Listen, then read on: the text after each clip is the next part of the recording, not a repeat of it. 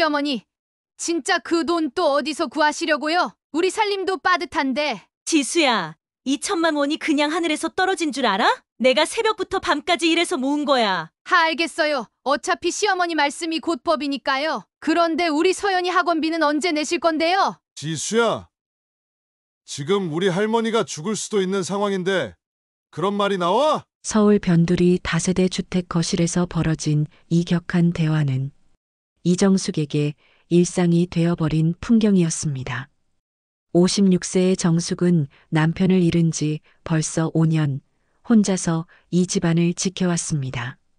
아들 민석과 며느리 지수, 그리고 8살 손녀 서연이까지 4인 가족이지만 때로는 혼자인 것 같은 기분이 들곤 했죠. 정숙의 하루는 새벽 5시에 시작됩니다. 알람이 울리기도 전에 저절로 눈이 떠지죠. 첫 번째로 하는 일은 83세 시어머니 김말순 여사의 방으로 가는 것입니다. 혈압약과 소화제, 관절약까지 총 5가지 약을 챙겨드리고 몸이 불편한 시어머니를 부축해서 화장실까지 모셔다 드립니다. 정수가 미안하구나. 늙어서 이것저것 손이 많이 가지. 어머니, 무슨 말씀을 그러세요. 당연한 거죠. 하지만 정숙의 마음은 편하지 않았습니다. 대장암 진단을 받고 나서 시어머니의 몸은 눈에 띄게 쇠약해졌거든요. 식사량도 줄고 자꾸 누워만 계시려고 하고 가끔은 밤에 아픈 소리를 내시기도 했습니다. 시어머니를 돌본 뒤에는 온 가족의 아침 준비가 기다리고 있었습니다. 민석은 회사원이라 아침 7시 30분에는 집을 나서야 하고 지수는 서연이를 학교에 데려다 준 뒤 파트타임으로 나가는 일이 있었죠. 서연이는 아직 어려서 할머니가 챙겨줘야 할 것들이 한두 가지가 아니었습니다. 할머니, 오늘 급식에 김치찌개 나온대요. 저는 안 좋아해요. 그래. 그럼 할머니가 김밥 싸줄까? 네. 좋아요. 손녀 서연이만큼은 정숙에게 순수한 기쁨이었습니다. 아이의 맑은 웃음소리를 들으면 모든 피로가 잊혀지곤 했죠. 하지만 서연이 엄마인 지수와의 관계는 날이 갈수록 어려워지고 있었습니다. 지수는 결혼 초기만 해도 순종적이고 예의 바른 며느리였습니다. 시어머니께 안부도 자주 여쭙고 명절 준비도 적극적으로 도와주곤 했죠. 하지만 언제부터인가 달라지기 시작했습니다. 특히 돈 문제가 나올 때마다 노골적으로 불편한 기색을 드러냈습니다. 시어머니, 솔직히 말씀드려도 될까요? 저희도 애 키우느라 돈이 많이 들어가요. 학원비, 옷값, 간식비까지. 그런데 할머니 병원비까지 다 저희가 부담하기엔 너무 힘들어요. 지수의 이런 말을 들을 때마다 정숙은 가슴이 답답했습니다. 물론 며느리 입장에서는 부담스러울 수 있다는 걸 이해합니다. 하지만 가족이 아픈데 어떻게 돈 계산을 할 수 있을까요? 정숙은 아침 준비를 마치고 동네 식당으로 향했습니다. 벌써 3년째 다니고 있는 이 식당에서 정숙은 주로 반찬 담당이었죠. 김치, 나물, 조림 등 밑반찬을 준비하고 점심시간에는 무거운 반찬통들을 들고 테이블마다 돌아다니며 서빙을 했습니다. 정숙 씨, 오늘도 일찍 나왔네? 집에서 또 무슨 일 있었어? 사장님은 정숙의 사정을 잘 알고 계셨습니다. 남편 없이 혼자 집안을 꾸려가는 것도 힘든데 시어머니까지 병드시니 얼마나 힘들겠어요. 아니에요. 그냥 일찍 일어나는 게 습관이 되어서요. 정숙은 웃으며 대답했지만 실제로는 집에 있으면 지수와 마주치게 되고 그러면 또 불편한 대화를 나누게 될까봐 일찍 나온 것이었습니다. 식당에서 일하는 시간만큼은 그런 걱정 없이 지낼 수 있었거든요.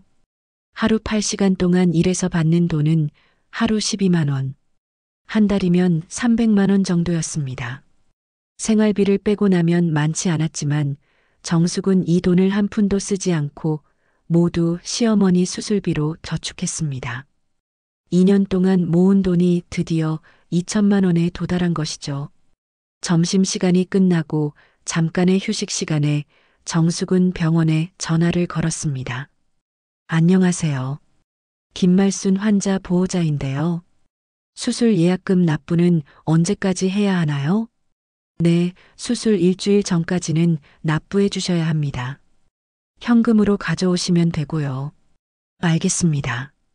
감사합니다. 전화를 끊고 나서 정숙은 깊은 한숨을 쉬었습니다. 2천만 원이라는 큰 돈을 현금으로 들고 다니는 것도 부담스럽고 무엇보다 이 돈이 정말 시어머니의 생명을 살릴 수 있을지도 확신이 서지 않았습니다. 하지만 할 수 있는 건 다 해야 하지 않을까요? 저녁에 집으로 돌아온 정숙은 온 가족이 모인 식탁에서 조심스럽게 말을 꺼냈습니다. 내일 병원에 수술비 미리 납부하러 가야 해. 2천만 원 준비해뒀거든. 지수의 젓가락이 잠깐 멈췄습니다. 그리고 곧 아무렇지 않은 듯 대답했죠. 아, 그래요? 현금으로요? 응, 계좌로는 믿음이 안 가서 직접 가져다 줄 거야. 민석이 끼어들었습니다. 엄마, 그런 큰 돈을 혼자 들고 다니시면 위험하지 않을까요? 괜찮아. 택시 타고 바로 갈 거니까. 하지만 다음 날 아침 상황은 예상과 달라졌습니다. 식당 사장님이 갑자기 몸이 아파서 정숙이 하루 종일 식당을 지켜야 하는 일이 생긴 것이죠. 민서가 미안한데 내가 대신 가줄 수 있을까? 정숙은 두꺼운 봉투를 아들에게 건넸습니다. 2천만 원이 든 봉투였죠. 엄마, 저도 오늘 중요한 회의가 있어서. 지수야, 미안한데 너가 대신 가줄 수 있어? 지수는 잠깐 망설이다가 고개를 끄덕였습니다. 네, 알겠어요. 오늘 가져다 드릴게요. 정숙은 지수에게 다시 한번 간곡히 당부했습니다. 지수야, 이건 우리 어머니 생명을 살리는 돈이야. 꼭 병원 수납 창구에 직접 가져다 줘야 해. 영수증도 꼭 받아오고. 네, 시어머니. 걱정 마세요. 제가 확실히 처리해 드릴게요. 지수의 대답은 확실했습니다. 정숙은 마음을 놓고 식당으로 향했습니다. 하지만 왜인지 마음 한구석이 계속 불편했습니다. 뭔가 놓친 게 있는 것 같은 그런 기분이었죠. 그날 하루 종일 정숙은 일에 집중할 수 없었습니다. 시어머니 수술 생각, 그리고 지수에게 맡긴 그 소중한 돈 생각에 마음이 무거웠죠. 저녁 늦게 집에 돌아와서 제일 먼저 지수에게 물어봤습니다. 지수야, 병원에 잘 가져다 줬어? 네, 당연히요. 수납 창구에서 영수증도 받았어요. 지수는 자연스럽게 대답했지만 정숙은 왜인지 석연치 않은 기분이 들었습니다. 하지만 며느리를 의심할 수는 없었죠. 가족을 믿지 못한다면 누구를 믿을 수 있겠어요. 사흘이 지난 화요일 오후 정숙은 식당에서 설거지를 하고 있었습니다. 점심 손님들이 다 나가고 나서 잠깐의 여유로운 시간이었죠. 그런데 갑자기 핸드폰이 울렸습니다. 병원에서 걸려온 전화였습니다. 안녕하세요. 김말순 환자 보호자시죠? 원무과에서 연락드렸습니다. 네, 맞습니다. 무슨 일이신가요? 수술 예약금 납부 확인차 연락드렸는데요. 아직 입금이 확인되지 않았습니다. 정숙은 핸드폰을 귀에 더 바짝 갖다 댔습니다. 뭔가 잘못 들은 것 같았거든요. 죄송한데요. 다시 한번 말씀해 주실 수 있나요? 김말순 환자분 수술 예약금 2천만 원이 아직 입금되지 않았다고 나와 있습니다. 수술이 내일 모레인데 늦어도 내일까지는 납부해 주셔야 합니다. 정숙의 손에서 설거지용 수세미가 떨어졌습니다. 바닥에 떨어진 수세미를 보면서도 정숙은 정신을 차릴 수 없었습니다. 그런데 저희가 사흘 전에 현금으로 가져다 드렸는데요. 현금으로요? 잠깐만요. 다시 확인해 보겠습니다. 잠시 기다리는 동안 정숙의 가슴은 쿵쾅쿵쾅 뛰었습니다. 분명히 지수가 병원에 다녀왔다고 했는데 영수증도 받았다고 했는데 이게 무슨 일일까요? 확인해 봤는데 현금 입금 내역이 없습니다. 혹시 다른 병원과 착각하신 건 아닌가요? 아니요. 분명히 저희 병원입니다. 제가 다시 확인해 보고 연락드리겠습니다. 전화를 끊고 나서 정숙은 한동안 멍하니 서 있었습니다. 사장님이 걱정스러운 표정으로 다가왔습니다. 정숙 씨, 무슨 일이야? 얼굴이 하얗게 질렸네. 아무것도 아니에요. 잠깐 화장실 좀 다녀올게요. 정숙은 화장실에 들어가서 찬물로 얼굴을 씻었습니다. 거울 속 자신의 얼굴은 창백했습니다. 도대체 무슨 일이 벌어진 걸까요? 지수가 거짓말을 했을 리는 없을 텐데. 아니면 정말 병원에서 실수를 한 걸까요?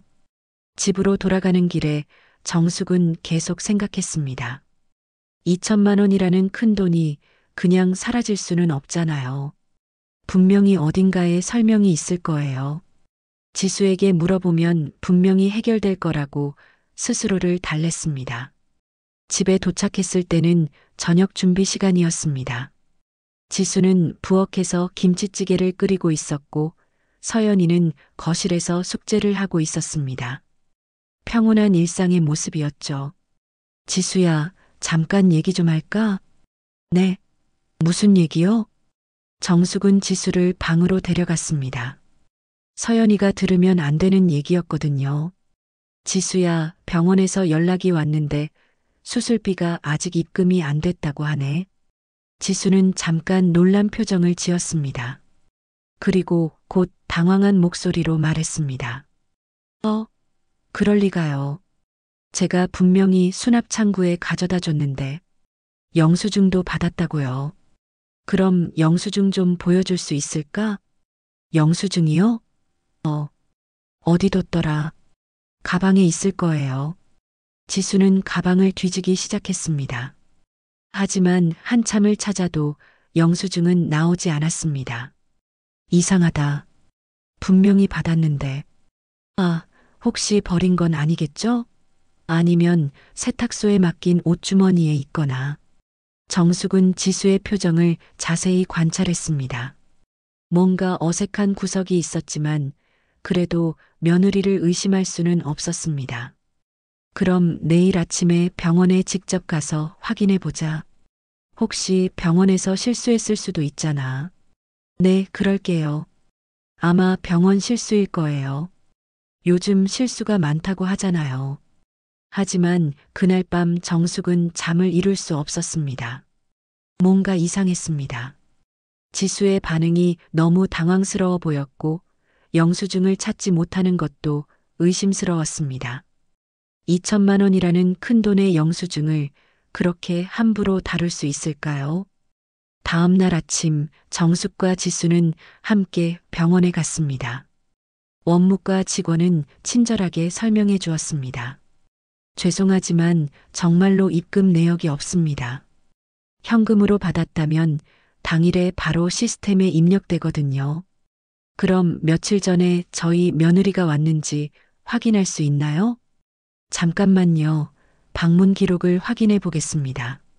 직원이 컴퓨터를 확인하더니 고개를 갸우뚱했습니다. 김말순 환자 관련해서는 그날 방문 기록이 없네요. 혹시 다른 날 오신 건 아닌가요?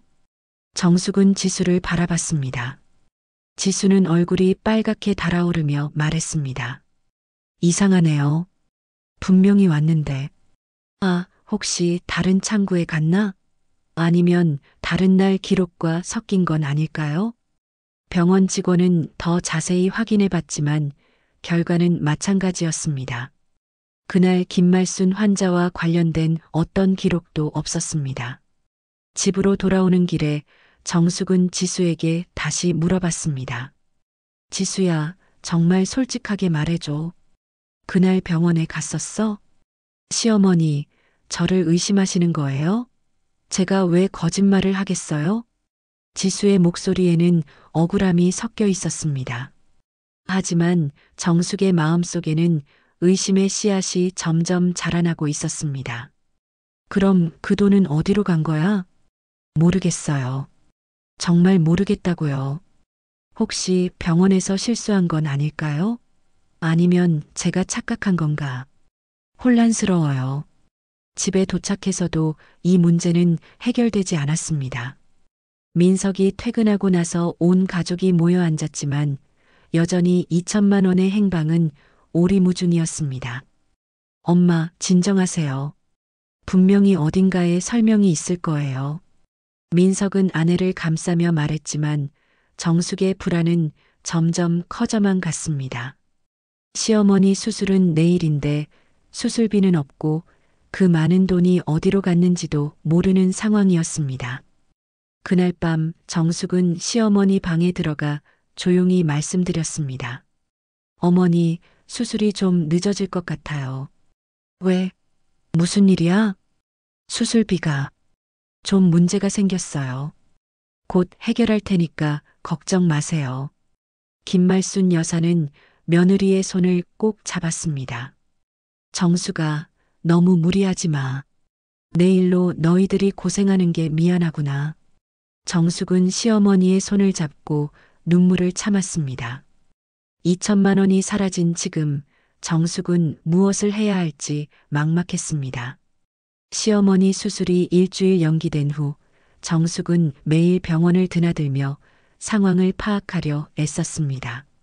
수술비 마련을 위해 다시 돈을 모아야 했지만 무엇보다 그 2천만 원이 어디로 갔는지 알아내는 게 급선무였죠.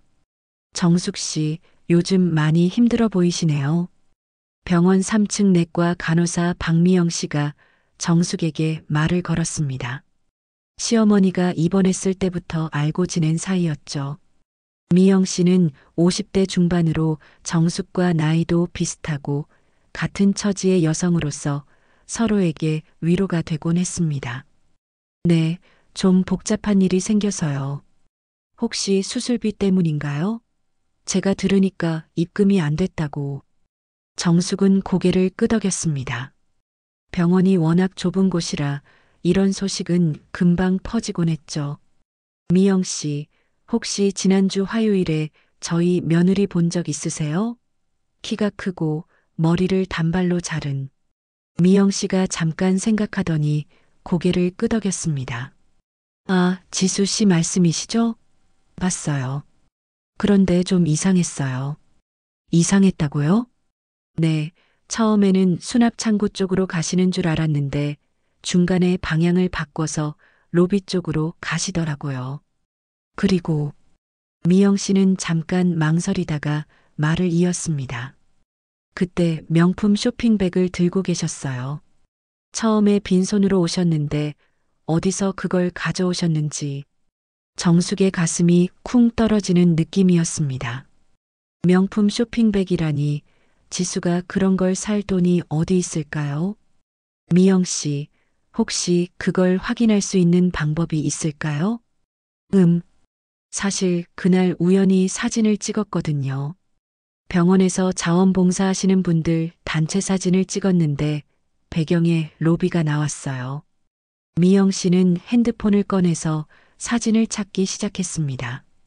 여기 있네요. 이 사진 보세요.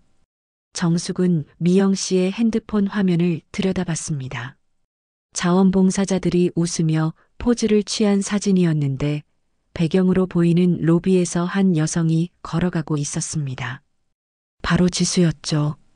사진 속 지수는 한 손에는 명품 브랜드 쇼핑백을 들고 있었고 다른 손에는 아무것도 들고 있지 않았습니다. 정숙이 맡겼던 두꺼운 봉투는 보이지 않았죠. 이게 며칠 전 화요일 사진이 맞나요?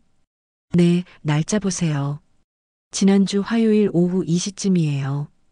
정숙은 사진을 계속 바라봤습니다. 지수는 여유로운 표정으로 걸어가고 있었고 명품 쇼핑백을 자랑스럽게 들고 있는 것처럼 보였습니다. 이 사진만 봐도 지수가 병원에 온 목적이 수술비 납부가 아니었다는 게 분명했죠. 미영 씨, 이 사진 좀 제게 보내주실 수 있나요? 네, 물론이죠. 그런데 정숙 씨, 설마. 미영 씨도 상황을 짐작하는 듯 했습니다. 정숙은 고개를 떨어뜨렸습니다. 모르겠어요. 아직은 확실하지 않으니까. 하지만 정숙의 마음속에서는 이미 확신이 서고 있었습니다. 2천만 원을 가지고 병원에 갔는데 수납 창고에는 가지 않고 대신 명품 쇼핑백을 들고 나왔다는 것. 이보다 더 명확한 증거가 어디 있을까요? 집으로 돌아가는 길에 정숙은 복잡한 심정이었습니다. 며느리를 의심하고 싶지 않았지만 증거는 너무나 명확했습니다.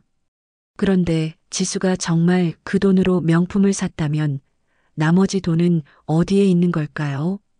집에 도착했을 때 지수는 서연이와 함께 거실에서 텔레비전을 보고 있었습니다.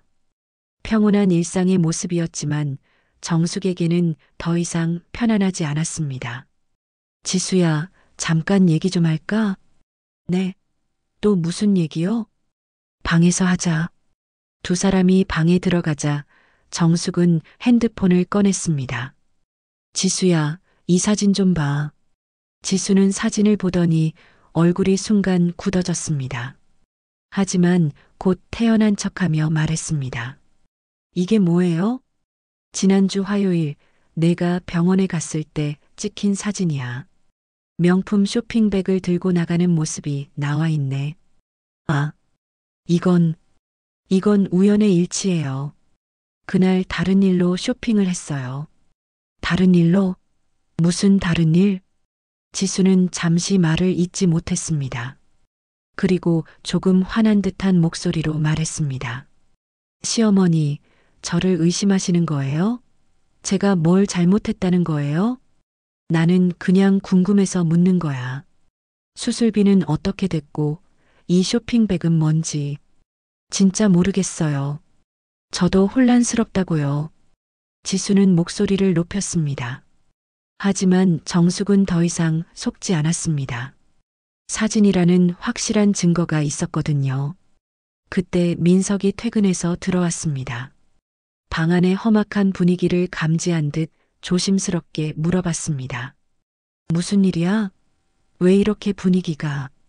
정숙은 민석에게 사진을 보여주며 상황을 설명했습니다. 민석은 사진을 보더니 당황한 표정을 지었습니다. 지수야, 이게 뭐야? 오빠, 나도 모르겠어. 그냥 우연히 쇼핑을 한 건데 왜 이렇게 의심을 해? 우연히 쇼핑을? 2천만 원을 가지고 병원에 간 날에 민석의 목소리에도 의심이 섞이기 시작했습니다. 지수는 점점 몰리는 상황이 되었죠. 오빠도 나를 믿지 않는 거야? 믿고 싶은데 설명이 안 되잖아. 병원에는 돈을 안 냈고 대신 명품을 샀다는 거야? 아니야. 명품을 산 게 아니라고. 그럼 그 쇼핑백은 뭐야? 지수는 더 이상 대답하지 못했습니다. 방 안에는 무거운 침묵이 흘렀고 정숙은 이제 확신했습니다. 지수가 자신의 돈을 가져간 것이 분명하다고. 하지만 여전히 풀리지 않는 의문이 있었습니다. 2천만 원으로 명품 하나만 샀을 리는 없을 텐데 나머지 돈은 어디에 있는 걸까요? 그리고 지수는 왜 이런 일을 저질렀을까요? 정숙은 더 깊이 파고들어야 한다고 생각했습니다. 시어머니의 생명이 걸린 돈이었고 자신이 평생 모은 소중한 돈이었으니까요. 그날 밤 정숙은 잠을 이루지 못했습니다. 지수와의 대화는 결론 없이 끝났지만 병원 사진은 분명한 증거였죠. 하지만 여전히 의문은 남아 있었습니다. 2천만 원이라는 큰 돈으로 명품 하나만 샀을 리는 없을 텐데 나머지 돈은 어디에 있을까요? 다음 날 아침 정숙은 평소와 다른 결정을 내렸습니다. 식당에 반차를 내고 지수의 행동을 지켜보기로 한 것이죠.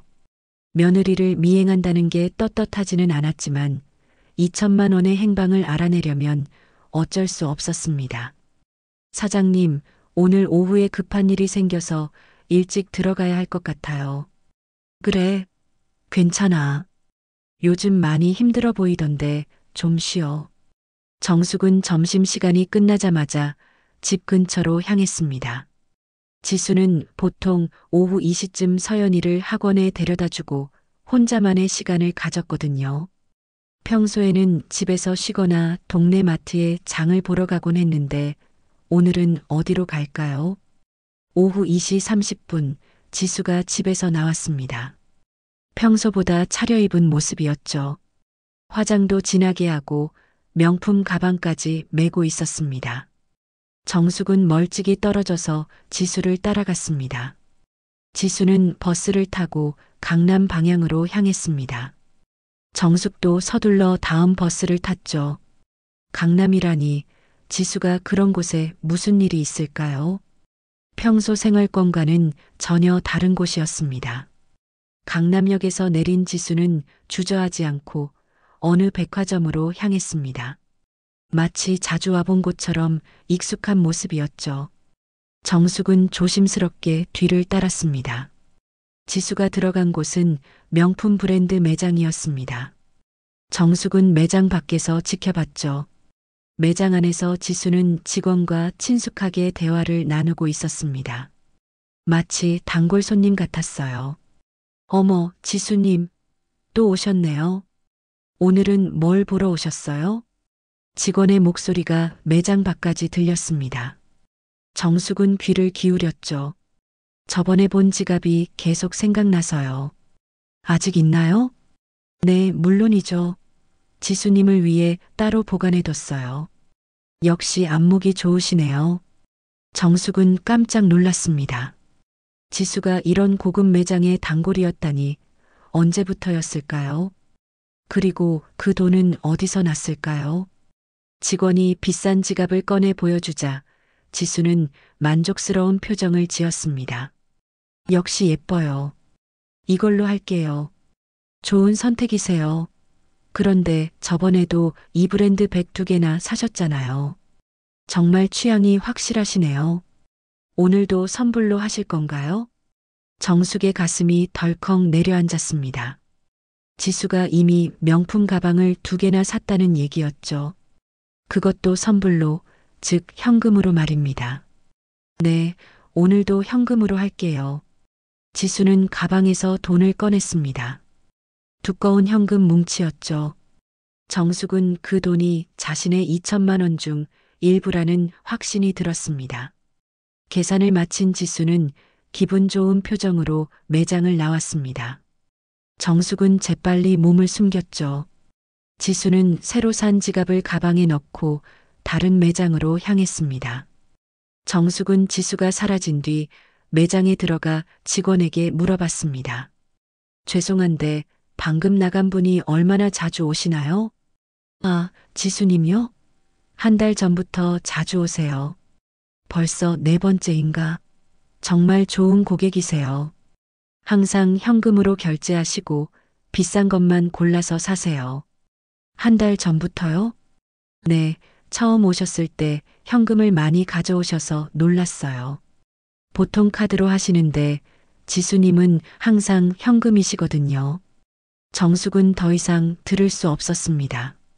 한 달 전이면 시어머니 수술 얘기가 나오기 시작했을 때였죠. 그때부터 지수가 돈을 조금씩 빼돌린 것일까요? 집으로 돌아가는 길에 정숙의 머릿속은 복잡했습니다.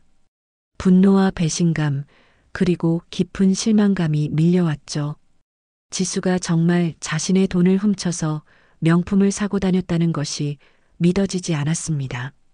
집에 도착했을 때 지수는 이미 돌아와 있었습니다. 평소와 똑같이 저녁 준비를 하고 있었죠. 하지만 정숙의 눈에는 모든 게 다르게 보였습니다. 지수의 가방, 화장품, 옷까지 모두 의심스러웠어요. 지수야. 정숙의 목소리는 차갑게 들렸습니다. 네. 오늘 어디 갔다 왔어? 어디요? 그냥 마트 갔다 왔어요. 또 거짓말이었습니다. 정숙은 더 이상 참을 수 없었습니다. 마트에서 명품 지갑을 파나? 지수의 얼굴이 순간 하얗게 질렸습니다. 시어머니, 그게 무슨. 나 다 봤어. 강남 백화점에서 현금으로 명품 사는 거 말이야. 지수는 더 이상 변명할 수 없었습니다. 정숙은 계속 몰아붙였죠. 한 달 전부터 단골이었다며? 이미 가방도 2개나 샀고 그 돈이 다 내 돈이지? 시어머니, 2천만 원 중에 얼마나 썼어? 솔직히 말해. 지수는 한참 동안 말을 못하다가 결국 폭발했습니다. 왜요? 왜 다들 시어머니한테만 돈을 쏟아붓고 저는 언제까지 헌옷 입고 살아야 하는데요? 정숙은 며느리의 진심을 처음 들었습니다. 저도 사람이에요. 저도 예쁜 것 사고 싶고 좋은 것 갖고 싶어요. 그런데 이 집에서는 할머니 병원비, 할머니 약값만 중요하지. 제 마음은 아무도 안 물어봐요. 그래서 내 돈을 훔친 거야? 훔쳤다고요? 이 집 며느리로 살면서 제가 얼마나 희생했는데요. 그 돈, 제 인생에 대한 보상이라고 생각했어요. 지수의 고백은 정숙에게 충격이었습니다. 며느리가 이런 마음을 품고 있었다니 전혀 몰랐었죠. 하지만 이해할 수는 없었습니다. 아무리 힘들어도 시어머니의 생명이 걸린 돈을 그렇게 쓸 수는 없는 거 아닌가요? 그날 밤 정숙은 민석과 심각한 대화를 나눴습니다. 아들은 아내의 행동에 충격을 받았지만 동시에 지수의 마음도 이해한다고 했습니다. 하지만 어떤 이유든 시어머니 수술비를 건드린 건 용서할 수 없다고 했죠. 가족의 위기가 시작되었습니다. 지수의 고백 이후 사흘 동안 집안은 얼어붙은 듯 조용했습니다. 정숙은 지수와 말을 섞지 않았고 지수는 죄책감과 억울함 사이에서 괴로워했죠. 민석은 그 사이에서 어떻게 해야 할지 몰라 전전긍긍했습니다. 엄마, 우리 좀 얘기해요. 토요일 오후 민석이 정숙을 거실로 불렀습니다. 지수는 서연이와 함께 방에 있었고 시어머니는 낮잠을 주무시고 계셨죠. 뭘 더 얘기할 게 있어? 정숙의 목소리는 차가웠습니다. 며느리의 배신에 대한 분노가 가라앉지 않았거든요. 지난 며칠 동안 밤잠을 제대로 못 잤습니다. 시어머니 수술은 연기된 상태고 돈은 이미 상당 부분 사라진 상황이었으니까요. 엄마, 지수도 잘못했지만 너무 심하게 몰아붙이시는 거 아니에요? 심하게 몰아붙인다고? 민서가, 내 아내가 내 할머니 수술비를 훔쳐다가 명품 사는 데 썼는데 내가 어떻게 반응해야 하는데? 그건 그렇지만 지수도 나름대로 이유가 있었잖아요. 이 집에서 살면서 스트레스를 많이 받았던 것 같아요. 정숙은 아들의 말에 더욱 화가 났습니다. 이 상황에서도 아내를 감싸는 민석이 이해가 되지 않았죠. 스트레스? 그래, 힘들었을 수도 있어. 그런데 그게 훔치는 이유가 돼? 훔쳤다고 하지 마세요. 지수도 이 집 식구인데 가족 돈을 좀 썼다고 해서 훔쳤다고 하는 건 너무하잖아요. 민석의 목소리가 점점 높아졌습니다. 정숙은 아들의 변한 모습에 당황했죠. 민석아, 지금 내가 뭔 소리를 하는 거야? 엄마는 늘 할머니 생각만 해요. 할머니 약값, 할머니 병원비, 할머니 수술비. 그럼 우리는? 우리 가족은 언제까지 할머니를 위해서만 살아야 해요? 정숙은 아들의 말에 충격을 받았습니다. 민석이 이런 마음을 품고 있었다니 전혀 몰랐었죠. 민석아, 그분은 내 할머니야. 나를 길러주신 분이고 너를 예뻐해 주신 분이라고. 그건 알아요. 하지만 엄마는 할머니만 생각하고 우리는 생각 안 해요. 지수가 언제 새 옷 한 벌 사봤어요? 서연이 학원비도 제때 못 낼 때가 많고. 그런데 할머니한테는 2천만 원도 아깝지 않다고 하면 지수 입장에서는 어떻겠어요? 정숙은 아들의 말을 듣고 있을 수 없었습니다. 자신이 평생 모은 돈을 시어머니를 위해 쓰는 게 잘못된 일인가요? 그럼 내 할머니가 죽어도 상관없다는 거야? 그런 게 아니라 엄마도 좀 균형을 맞춰야 한다는 거예요. 할머니도 중요하지만 우리 가족도 중요하잖아요. 우리 가족? 민서가 할머니도 우리 가족이야. 그때 지수가 방에서 나왔습니다. 눈이 빨갛게 부어 있었죠. 며칠 동안 울었던 것 같았습니다. 시어머니, 죄송해요. 정말 죄송해요. 지수는 정숙 앞에 무릎을 꿇었습니다. 저도 할머니가 돌아가시길 바라는 건 아니에요. 그런데 너무 답답했어요. 이 집에 와서 5년 동안 제 돈이라고 쓸 수 있는 게 하나도 없었어요.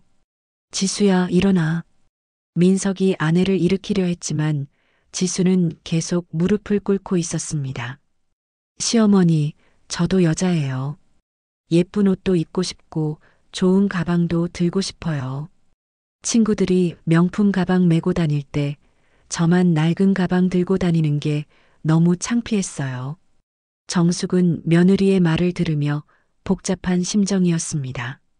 지수의 마음을 이해 못하는 건 아니었지만 그렇다고 해서 시어머니 수술비를 건드는 건 용서할 수 없었죠. 지수야, 내 마음은 이해해. 하지만 그 돈은 엄마. 민석이 정숙의 말을 가로막았습니다. 엄마는 늘 자기 희생만 하며 산 게 자랑이에요? 지수한테 사과해요. 엄마가 만든 분위기가 지수를 그렇게 몰았잖아요. 정숙은 아들의 말에 귀를 의심했습니다. 자신이 지수에게 사과를 하라고요?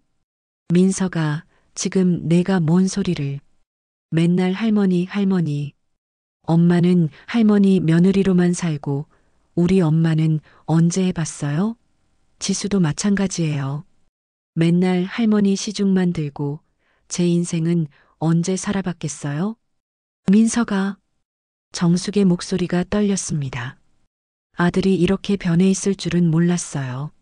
엄마, 이제 그만하세요. 지수한테 미안하다고 하세요. 그리고 할머니 수술은 좀 더 생각해봐요. 수술을 생각해 본다고? 2천만 원이 없어졌잖아요. 어떻게 해요? 그리고 솔직히 말하면 할머니 연세도 많으시고. 정숙은 더 이상 들을 수 없었습니다. 아들이 시어머니의 죽음을 암시하는 말까지 하다니 이런 아들로 키운 게 자신의 잘못인가 싶었죠. 민서가, 내가 내 아들 맞아? 엄마, 현실을 받아들이세요. 우리도 살아야 해요. 그 순간 정숙은 모든 것이 무너지는 느낌이었습니다. 평생 가족을 위해 살아왔는데 그 가족들이 자신을 이렇게 생각하고 있었다니. 특히 아들마저 며느리 편을 들며 자신을 비난하다니 더 이상 이 집에 있을 수 없다는 생각이 들었습니다. 정숙은 일어서서 방으로 향했습니다. 민석이 뒤따라왔지만 정숙은 돌아보지 않았습니다. 엄마, 어디 가세요? 나는 이제 이 집에 있을 수 없겠다. 정숙은 조용히 짐을 쌌습니다. 많은 건 필요 없었어요. 그냥 며칠 입을 옷가지와 필요한 물건들만 챙겼죠. 엄마, 진정하세요. 우리 얘기 좀 더 해봐요. 더 무슨 얘기를 해? 내가 다 말했잖아. 나는 할머니 며느리로만 살았다고, 너희는 생각 안 한다고. 그런 뜻이 아니었어요. 민서가, 나는 내가 이런 아들인 줄 몰랐다. 정숙은 짐을 들고 집을 나섰습니다. 뒤에서 민석이 부르는 소리가 들렸지만 돌아보지 않았습니다. 서연이가 할머니라고 부르는 소리에 마음이 아팠지만 그래도 발걸음을 멈추지 않았죠. 그날 밤 정숙은 친구가 운영하는 찜질방에서 밤을 보냈습니다. 평생 처음으로 집을 나온 거였어요. 시어머니 수술은 또다시 연기되었고 가족은 완전히 흩어졌습니다. 찜질방에서 보낸 첫날 밤 정숙은 한잠을 이루지 못했습니다. 민석의 차가운 말들이 계속 머릿속을 맴돌았어요. 엄마는 할머니 며느리로만 살았어요. 정말 그렇게 잘못 살아온 걸까요? 새벽 5시 습관적으로 눈이 떠졌지만 갈 곳이 없었습니다. 평소라면 지금쯤 시어머니 혈압약을 챙겨드리고 있을 시간인데. 정숙 씨 괜찮아요? 찜질방 사장 김순자 씨가 걱정스럽게 물어봤습니다. 20년 지기 친구였죠. 순자야, 나 정말 잘못 살았나? 며느리가 시어머니 수술비를 훔쳐다가 명품 사는데 아들은 며느리 편만 들고. 정숙은 지난 며칠의 일을 털어놨습니다. 순자는 분노했습니다. 정숙아, 내가 뭘 잘못했어? 그 며느리가 도둑질을 해놓고 내가 사과를 해? 말도 안 돼. 오전 10시 정숙의 핸드폰이 울렸습니다. 병원 간호사 미영 씨였습니다. 정숙 씨, 급하게 병원으로 오실 수 있나요? 중요한 얘기가 있어요. 미영 씨의 목소리가 상당히 진지했습니다. 정숙은 서둘러 병원으로 향했죠. 병원 로비에서 만난 미영 씨는 조심스럽게 말을 꺼냈습니다. 정숙 씨, 저번에 보여드린 사진 말고 다른 게 더 있어요. 다른 사진이요? 미영 씨는 핸드폰을 꺼내며 긴장한 표정이었습니다. 그날 자원봉사자 단체 사진을 다시 봤는데, 이 사진을 보세요. 새로운 사진에는 병원 복도 구석에서 지수가 명품백 안에서 현금을 꺼내 세고 있는 장면이 선명하게 포착되어 있었습니다. 두꺼운 현금 뭉치를 당당하게 계산하는 모습이었죠. 이건 그날 오후 2시 30분쯤 찍힌 거예요. 지수 씨가 아무도 안 본다고 생각했나 봐요. 정숙의 손이 떨렸습니다. 이보다 더 확실한 증거가 있을까요? 미영 씨, 이 사진을 인화해 주실 수 있나요? 물론이죠. 그런데 이걸로 뭘? 꼭 필요해요. 1시간 후 정숙은 선명하게 인화된 사진을 손에 들고 있었습니다. 지수가 복도에서 돈을 세는 모습, 명품백에 돈을 넣는 모습까지 모든 게 생생했습니다. 오후 2시 정숙은 집에 전화를 걸었습니다. 지수 바꿔줘.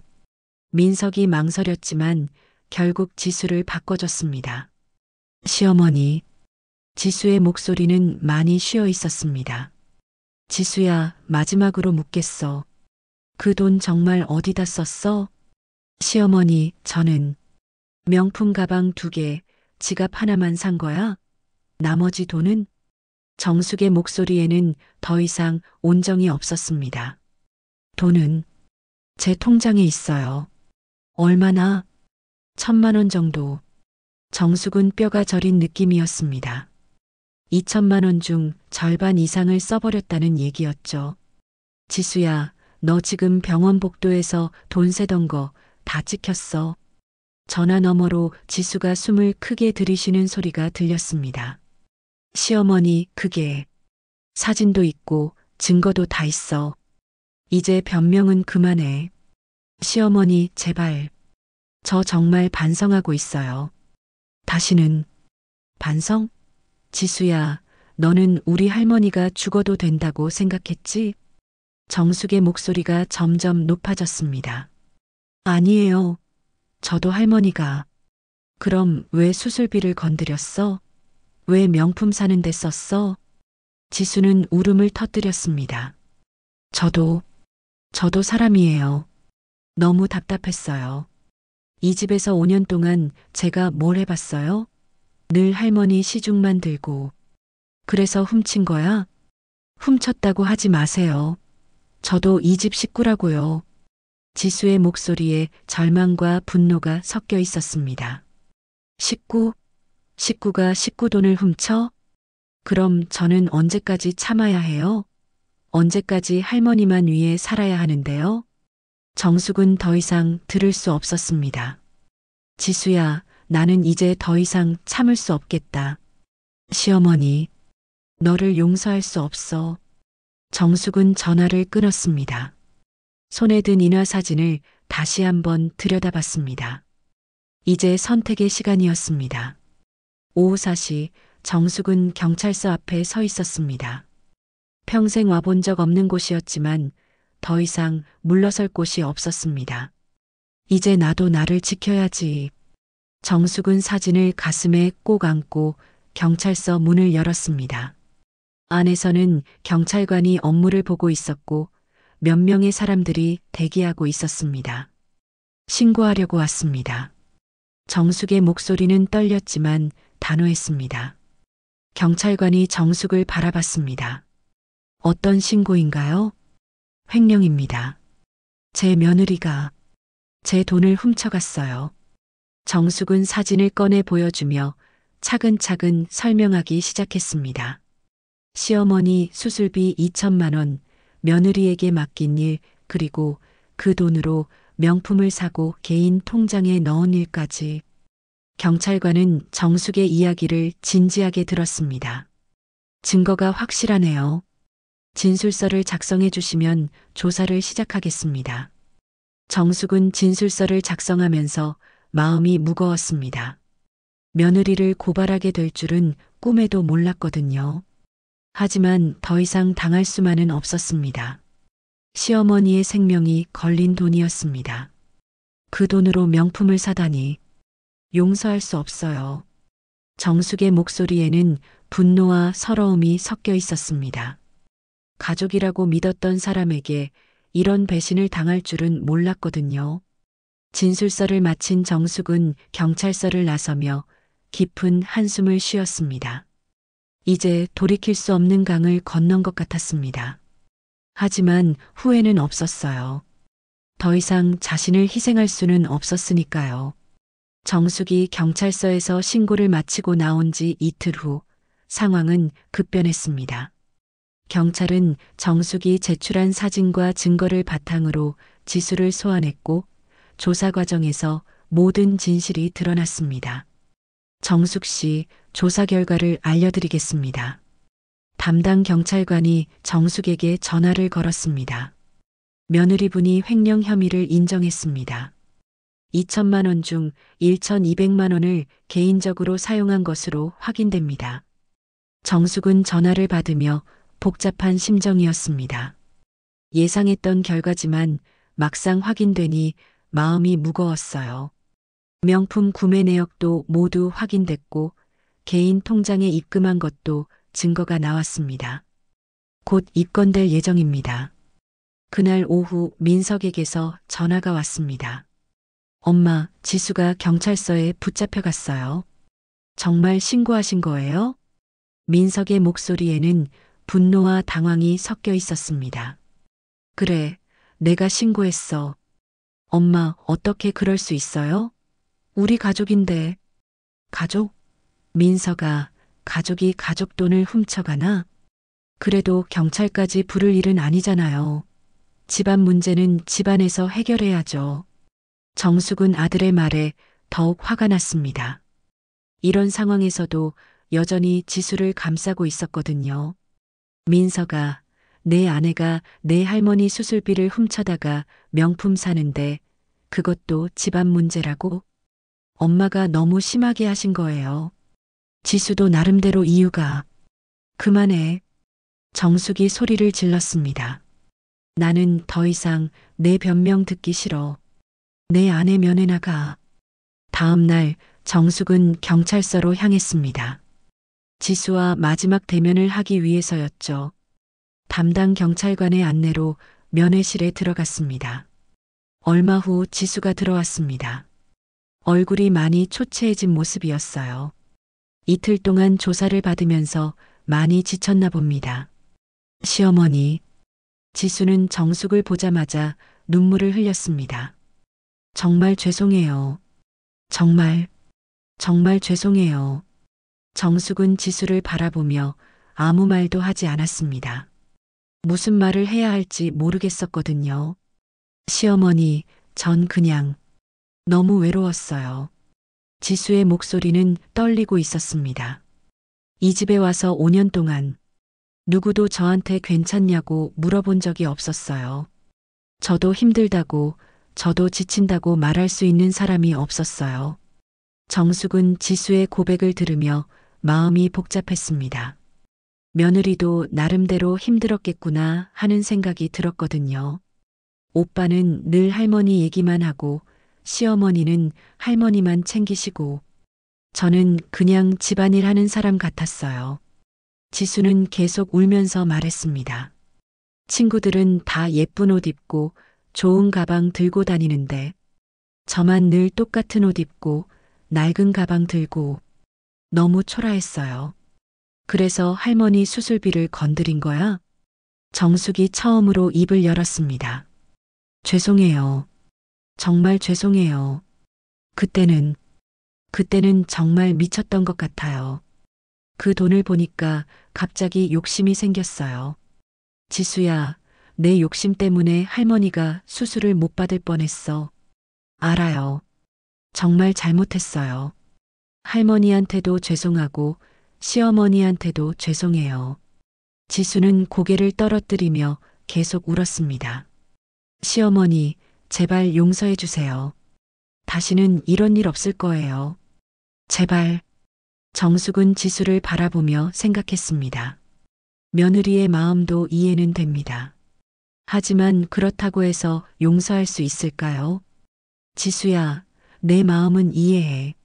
하지만 정숙이 말하려던 순간 면회실 문이 열리고 민석이 들어왔습니다. 엄마, 왜 이러세요? 지수도 반성하고 있잖아요. 민석은 들어오자마자 정숙을 비난했습니다. 지수야, 괜찮아? 많이 힘들었지? 민석은 아내를 위로하며 정숙을 차갑게 바라봤습니다. 엄마, 이제 그만하세요. 고소 취하하세요. 취하? 네, 우리 가족인데 이럴 필요 없잖아요. 지수도 반성하고 있고 돈도 다시 갚을 거라고 했어요. 정숙은 아들의 말에 황당했습니다. 이런 상황에서도 여전히 지수 편만 들고 있었거든요. 민서가 내 아내가 횡령을 했는데 고소 취하를 하라고? 엄마, 너무 심하세요. 지수도 우리 가족이라고요. 가족이면 가족끼리 돈을 훔쳐도 되나? 엄마는 왜 그렇게 매정해요? 지수가 얼마나 힘들었겠어요. 정숙은 아들의 말에 더 이상 참을 수 없었습니다. 매정하다고? 민서가 나는 지금까지 너희들을 위해서만 살았어. 그런데 너희들은 나를 뭘로 보는 거야? 엄마도 우리를 생각해 주세요. 지수가 전과자가 되면 서연이는 어떻게 돼요? 민석의 말에 정숙은 깊은 실망을 느꼈습니다. 아들이 여전히 상황을 이해하지 못하고 있었거든요. 정숙은 자리에서 일어났습니다. 더 이상 할 말이 없었어요. 시어머니, 제발. 지수가 마지막으로 애원했지만 정숙은 돌아보지 않았습니다. 면회실을 나서면서 민석에게 한마디를 남겼습니다. 민석아, 나는 너희가 행복하길 바랐어. 근데 그게 나를 없애는 거라면 그건 행복이 아니야. 정숙의 목소리는 차갑고 단호했습니다. 엄마, 이제 나도 내 인생을 살겠어. 너희들 마음대로 해. 정숙은 경찰서를 나서며 깊은 한숨을 쉬었습니다. 가족이라고 믿었던 사람들이 자신을 이렇게 대하다니 더 이상 그들과 함께 살 수는 없었습니다. 그날 밤 정숙은 찜질방에서 친구 순자와 이야기를 나눴습니다. 정수가 잘한 거야. 더 이상 당할 필요 없어. 순자야, 나 이제 정말 혼자가 된 것 같아. 혼자가 아니야. 나도 있고 진짜 너를 아끼는 사람들이 있어. 정숙은 순자의 말에 위로를 받았습니다. 이제 새로운 인생을 시작할 때가 된 것 같았어요. 6개월이 흘렀습니다. 봄이 다시 찾아왔고 정숙의 인생에도 새로운 계절이 시작되었습니다. 사장님, 오늘도 국물이 정말 깊네요. 어머니, 이 집 김치가 최고예요. 어떻게 이렇게 맛있게 담그세요? 작은 국밥집 정숙이네는 동네 사람들로 북적였습니다. 정숙은 앞치마를 두른 채 손님들 사이를 바삐 음식을 나르고 있었죠. 얼굴에는 6개월 전에는 볼 수 없었던 환한 미소가 피어 있었습니다. 정숙 씨, 정말 대단해요. 혼자서 이 큰 식당을 꾸려나가다니. 단골 손님 중 한 분이 감탄하며 말했습니다. 정숙은 수줍게 웃으며 대답했어요. 아니에요. 동네 분들이 많이 도와주셔서 가능한 일이죠. 정말 그랬습니다. 찜질방 사장 순자를 비롯해 동네 사람들이 정숙의 새 시작을 응원해줬거든요. 가게 인테리어를 도와주는 분, 김치 담그는 법을 알려주는 분, 손님들에게 입소문을 내주는 분까지. 정숙은 이런 따뜻한 마음들 덕분에 새로운 인생을 시작할 수 있었습니다. 아침 일찍 시장에서 재료를 사오고 직접 국물을 우리고 김치를 담그고 밑반찬을 만드는 일상. 힘들지만 누구에게 눈치 보지 않고 자신만의 방식으로 살아갈 수 있어서 행복했습니다. 무엇보다 가장 큰 변화는 시어머니 김말순 여사의 수술이 성공했다는 것이었습니다. 지수 사건 이후 정숙이 다시 돈을 모아서 그리고 동네 사람들의 도움까지 받아서 드디어 수술을 받을 수 있었죠. 정수가 고맙다. 정말 고맙다. 수술 후 회복 중인 김말순 여사는 정숙의 손을 꼭 잡고 눈물을 흘렸습니다. 정숙도 시어머니가 건강을 되찾은 모습을 보며 그동안의 고생이 보람 있다고 느꼈어요. 시어머니는 지금 요양원에서 지내고 계셨습니다. 정숙 혼자서는 돌보기 어려웠고 김말순 여사도 며느리가 새로운 인생을 시작하는 것을 응원해 주셨거든요. 정숙아, 너도 이제 내 인생을 살아라. 나는 여기서 편안히 지낼 테니까. 시어머니의 배려 덕분에 정숙은 마음 놓고 새 출발을 할 수 있었습니다. 점심시간이 끝나고 잠깐의 여유시간, 정숙은 카운터에 앉아 장부를 정리하고 있었습니다. 그때 가게 문이 열리며 익숙한 목소리가 들렸습니다. 할머니. 정숙은 고개를 들었습니다. 서연이가 달려오고 있었고 그 뒤로 민석이 조심스럽게 따라오고 있었습니다. 서연아. 정숙은 손녀를 꼭 안아줬습니다. 반년 만에 본 서연이는 많이 자란 것 같았어요. 할머니, 보고 싶었어요. 왜 집에 안 와요? 서연이의 순진한 질문에 정숙은 마음이 아팠습니다. 아이에게는 어른들의 복잡한 사정을 설명하기 어려웠거든요. 서연아, 할머니는 여기서 일하고 있어. 할머니가 만든 음식 먹어볼래? 네, 좋아요. 정숙은 서연이에게 따뜻한 국밥을 끓여줬습니다. 아이는 맛있게 먹으며 계속 할머니와 이야기를 나눴죠. 민석은 그 모습을 지켜보며 조심스럽게 입을 열었습니다. 엄마, 식당 잘 되고 있네요. 그래, 동네 분들이 많이 도와주셔서. 정숙의 대답은 담담했습니다. 민석과의 관계는 여전히 어색했어요. 엄마, 할머니 수술 잘 되셨다고 들었어요. 다행이에요. 응, 다행히 잘 됐어. 침묵이 흘렀습니다. 민석은 여러 번 말을 하려다가 망설였죠. 그러다가 결국 용기를 내서 말했습니다. 엄마, 지수는 지금 상담받고 있어요. 정숙은 고개를 들어 아들을 바라봤습니다. 심리 상담이요. 그동안 자신이 왜 그런 행동을 했는지, 어떻게 해야 하는지 진지하게 돌아보고 있어요. 민석의 목소리에는 진정성이 있었습니다. 그리고 저도 많이 생각해 봤어요. 제가 너무 엄마를 몰랐던 것 같아요. 민석아, 엄마가 얼마나 힘드셨을지, 얼마나 외로우셨을지 그동안 생각도 못했어요. 죄송해요. 정말 많이 늦었죠? 민석의 눈에 눈물이 고였습니다. 정숙도 아들의 진심을 느낄 수 있었어요. 지수도 진심으로 반성하고 있어요. 엄마한테 용서를 빌고 싶어 해요. 민석아, 과거 일은 됐어. 이제 우리 모두 새롭게 시작하자. 정숙은 아들의 손을 잡았습니다. 하지만 앞으로는 달라져야 해. 서로 조금 더 관심을 갖고 조금 더 물어보자. 괜찮냐고. 네, 엄마. 앞으로는 꼭 그럴게요. 민석도 어머니의 손을 꼭 잡았습니다. 오랜만에 모자간의 진솔한 대화였죠. 할머니, 아빠가 울어요? 서연이가 신기한 듯 물어봤습니다. 정숙과 민석은 웃음을 터뜨렸어요. 서연아, 아빠는 할머니가 보고 싶어서 우는 거야. 그럼 할머니도 아빠 보고 싶었어요? 그럼 할머니도 서연이랑 아빠가 많이 보고 싶었어. 저녁 무렵 민석과 서연이는 집으로 돌아갔습니다.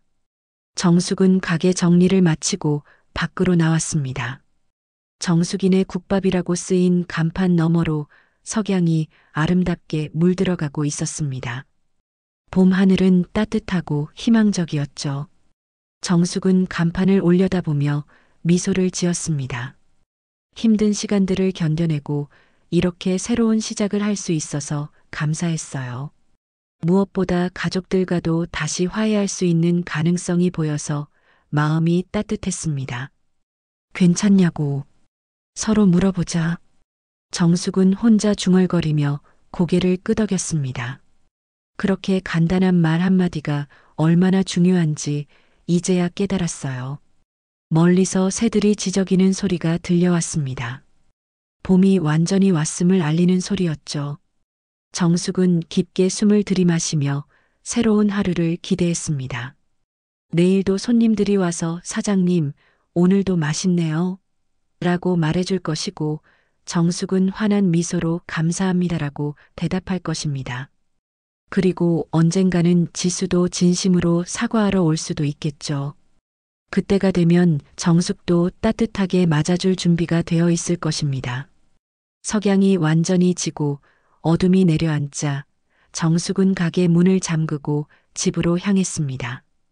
작지만 소중한 일상 속에서 찾은 행복을 안고서 말이죠.